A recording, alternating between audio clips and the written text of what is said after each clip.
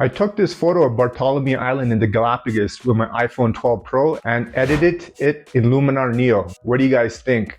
In 2021 and 2023, I was in the Galapagos Islands, and pretty much I used my iPhone 12 Pro for my travel photography there. I did have a GoPro for snorkeling as well as scuba diving and taking some shots of sharks. And in this video, I want to talk about why I use my iPhone 12 Pro for my travel photography.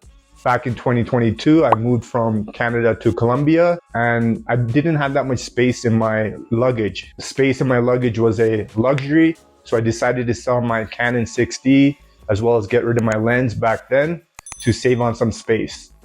The other reason I decided to use my iPhone for travel photography is it's easier to hide, especially in South America or developing countries where there's a lot of pickpockets and robberies. It's easier to take out my iPhone from my pocket and put it back in, as opposed to a DSLR or mirrorless camera, which I need to take out of my backpack or put it back in. It does take an extra few minutes and can be cumbersome. Now, the main type of photography I do is landscape photography. So the iPhone 12 Pro is a 0.5x zoom or zoom out. It's equivalent to a 13mm lens. On the newest model iPhone, the iPhone 15 Pro Max, it has the same wide angle lens as well as a telephoto lens, which is 5 times zoom and equivalent to 120mm. It's not a super telephoto lens and it's still on the short side, but it's pretty good for a smartphone. In addition, a lot of the editing I do for my travel photography, it can be done with the built-in editor. And sometimes when I need to do improved editing, I use the LIGHTROOM mobile app. And if I need to do advanced editing, such as remove complicated backgrounds or objects in a photo,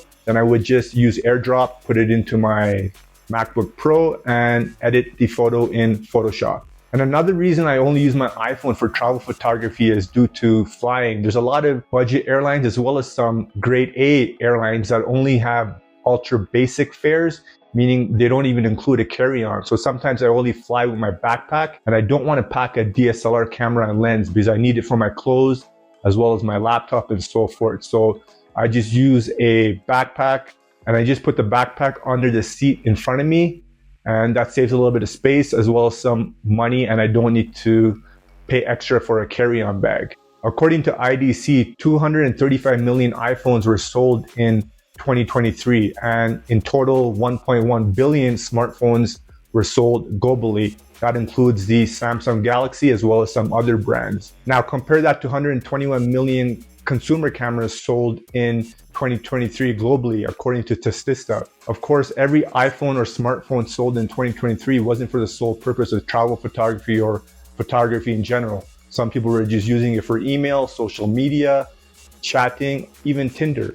But anyone that has a camera or anyone that has a smartphone is a photographer, and many people just use their smartphone for travel photography. In fact, about 99% of the backpackers that I met in person throughout South America, Europe, and Asia have been using a smartphone for their travel photography.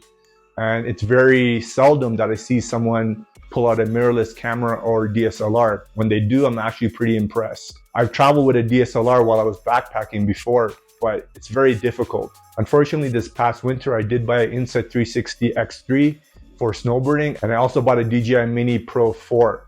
So much for traveling light, unfortunately. Eventually, I am going to buy a camera system with a telephoto lens with at least a 400mm focal length, just because I haven't visited the Amazon yet, and I do want to return to the Galapagos, just to take some better shots of the wildlife, as well as some of the birds I see in the sky, and some of the animals I see from afar. While I'm enjoying my travel photography with my iPhone right now, I will eventually go back to a full camera system just to get some better shots.